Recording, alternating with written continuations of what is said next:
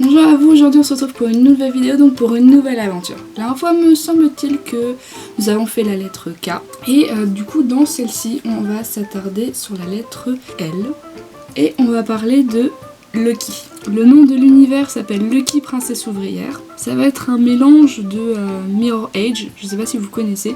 Mirror Age c'est un jeu vidéo, monde où les échanges... assez, compromettantes, souvent si c'est de l'argent ou de la drogue, et ce sont des gens qui s'en occupent. Ensuite du coup Fate, qui est l'héroïne principale là-dedans, auquel elle doit transporter une marchandise d'un point A à un point B, et il lui arrive plein de choses. Voilà, et bien évidemment c'est interdit par la loi, donc du coup il y a un peu tout le monde qui se jette sur elle. Et là on est un peu dans le même principe.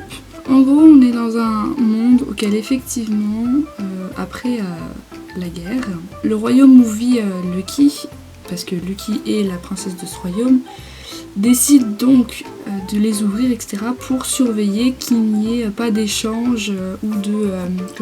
Parce que lors des temps de guerre, vous savez, il y a ces fameuses trahisons entre les factions, etc. Et ils refusent que ça recommence, donc tout ce qui est code secret, etc. Ils veulent supprimer.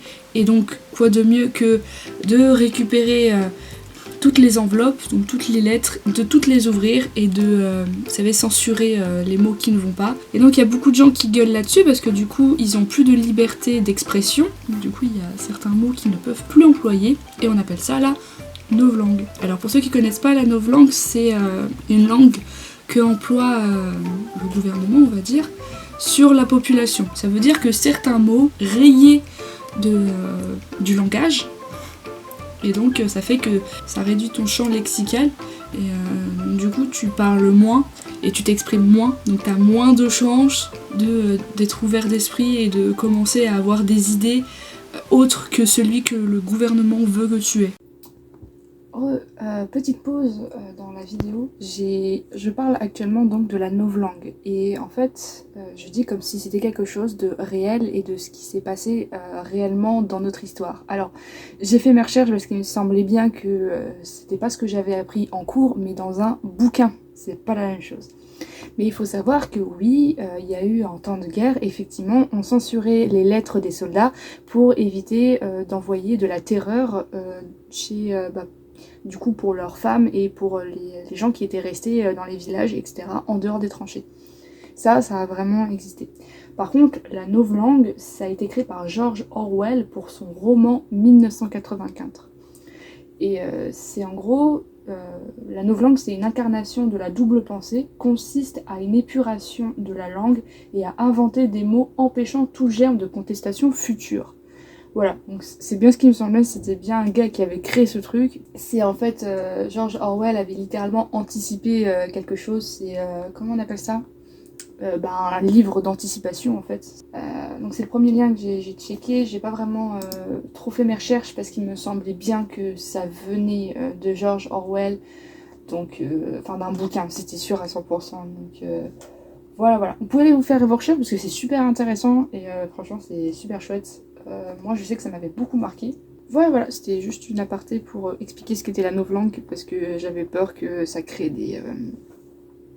Je vous laisse avec le reste de la vidéo. Bonne continuation, bon visionnage et à bientôt.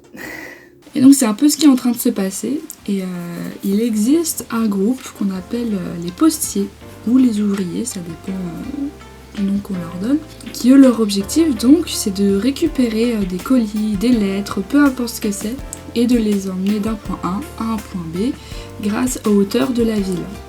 Donc en passant par les toits, c'est le truc pas du tout discret. Lucky s'intéresse énormément à ses ouvriers, donc à ses postiers, et elle aimerait même en faire partie, parce qu'elle-même trouve ça pas du tout normal que l'on supprime ou que l'on censure les lettres que s'envoient certaines personnes. Un jour, Lucky va finir par recevoir une lettre qui va être envoyée par un postier, et donc ça va être sa première interaction. Et dans cette lettre, il est demandé si Lucky souhaite de l'aide d'une personne qu'elle ne connaît pas pour aider à son royaume à se relever et donc à créer une sorte de révolution. Lucky est super enthousiaste et elle décide donc de fuguer du royaume. Elle décide de retrouver les postiers et de vivre avec eux pour mieux les comprendre. Donc de savoir ce qu'ils font, pourquoi est-ce qu'on les traite de méchants, etc. Et donc elle va vivre avec eux. Mais évidemment tout le monde croit que c'est les postiers qui ont kidnappé la princesse, alors que genre pas du tout, Lucky est parti de son propre plein gré. Bref, une sorte de quiproquo qui est totalement normal, après tout, ce sont eux les méchants, donc autant les enfoncer jusqu'au bout. Donc voilà un petit peu le résumé de cet univers. Ce que j'aime bien avec celui-ci, c'est qu'il est aussi relié à d'autres univers.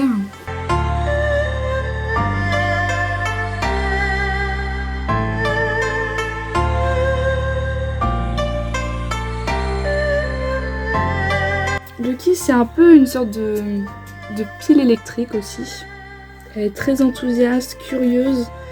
Et elle va, après tout, elle a intérêt à être curieuse parce qu'elle essaie de comprendre pourquoi est-ce qu'on déteste autant les postiers, quoi. Enfin, après, ça peut se comprendre après ce qui s'est passé en temps de guerre, etc. On veut pas que ça recommence. Curieuse, avenante, très diplomate. Enfin, pas diplomate, comment dire, solidaire.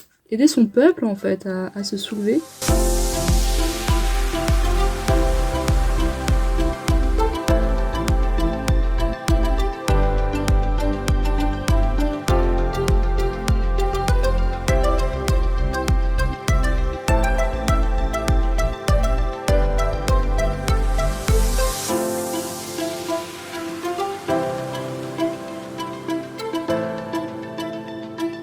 En tout cas voilà, j'espère que cette vidéo vous a plu, ça a été assez plaisant. Je pense qu'il y a eu beaucoup plus de speed drawing en réalité.